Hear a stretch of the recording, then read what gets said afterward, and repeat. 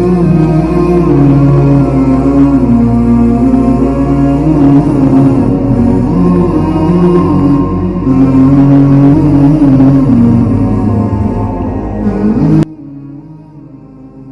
হামদুলিল্লাহ ওয়াসসালাতু ওয়াসসালামু আলা রাসূলিল্লাহ আম্মা বাদ। হাসান বসরি রাহিমাহুল্লাহ বলেন, মানুষ বিশ্বাস করে মৃত্যু সুনিশ্চিত, অথচ তাদের গাফলতি দেখে মনে হয় তাদের এই বিশ্বাস অনেকটা সংশয়ের মতো। মানুষ যখন বলে আমি জান্নাত চাই, তখন সত্যই বলে, কিন্তু তাদের দুর্বলতা ও জান্নাতের পাথেই সংগ্রহে তাদের শীতলতা দেখে মনে হয় তাদের এই সত্য ভাষণ অনেকটা মিথ্যার মতো। প্রিয় ভাই ও বোন, আপনার বর্তমান চিন্তা ও কর্মগুলিকে একটু যাচাই করে দেখুন তো। মৃত্যুর প্রতি আপনার যে বিশ্বাস তাকে অনেকটা সংশয়ের মতো নয়? ভেবে দেখুন তো, সত্যি যদি আমরা বিশ্বাস করতাম যে কোনো মুহূর্তে আমাদের মরণ চলে আসতে পারে, তাহলে কি আমরা গুনাহে লিপ্ত হতে পারতাম? আমরা কি আখিরাতের প্রস্তুতি না নিয়ে দুনিয়ায় মজে থাকতে পারতাম? প্রিয় ভাই ও বোন, মরণের প্রতি এই গতানুগতিক বিশ্বাস আমাদেরকে আখিরাতের পাথায় সংগ্রহে অনুপ্রাণিত করে না। তাই তো আমরা গাফলতির মরণ গুমে বিভোর হয়ে থাকি।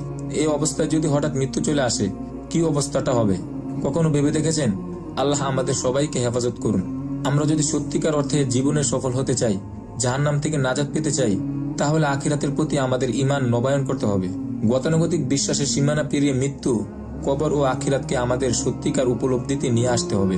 যে উপলব্ধি প্রতি মুহূর্তে আমাদের হৃদয় জাগিয়ে তুলবে আসন্ন মৃত্যুর হিমশীতল অন্ধকারের কথা, কবরের অসীম নির্জনতার কথা, কিয়ামত ও হাসরের ভয়াবহ দৃশ্যের কথা, মিজান ও পুলসিরাতের ভয়াবহ পরিস্থিতির কথা। প্রিয় ভাই ও বোন, এই মূল্যবান উপলব্ধি অর্জন করতে হলে সবসময় আখিরাত নিয়ে ভাবা চাই। পুলসিরাত পেরিয়ে জান্নাত বা জাহান্নাম পাড়ি দেওয়া পর্যন্ত পুরো সফরের একটি নিখুঁত মানচিত্র অন্তরে এঁকে রাখা চাই। ব্যস্ত জীবনের ফাঁকে ফাঁকে কখনো কখনো এই পুরো মানচিত্রটির উপর নজর বুলানো চাই।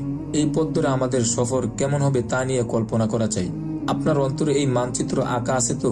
প্রিয় ভাই ও বোন, আপনার জীবন সফরের শুরু থেকে শেষ একটি নকশা আপনার সামনে তুলে ধরতে আমরা শুরু করতে যাচ্ছি অত্যন্ত গুরুত্বপূর্ণ সিরিজ আখিরা।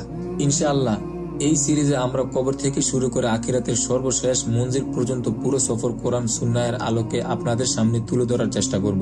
আল্লাহ রাব্বুল আলামিনের কাছে দোয়া করি, তিনি যেন আমাদেরকে কাজটি সহিভাবে শেষ পর্যন্ত সমাপ্ত করার তৌফিক দেন, আমাদের কাজে ইখলাস ও নিষ্ঠা দান করেন, কথা অনুযায়ী আমল করার তৌফিক দান করেন। আমিন ইয়া রাব্বাল আলামিন।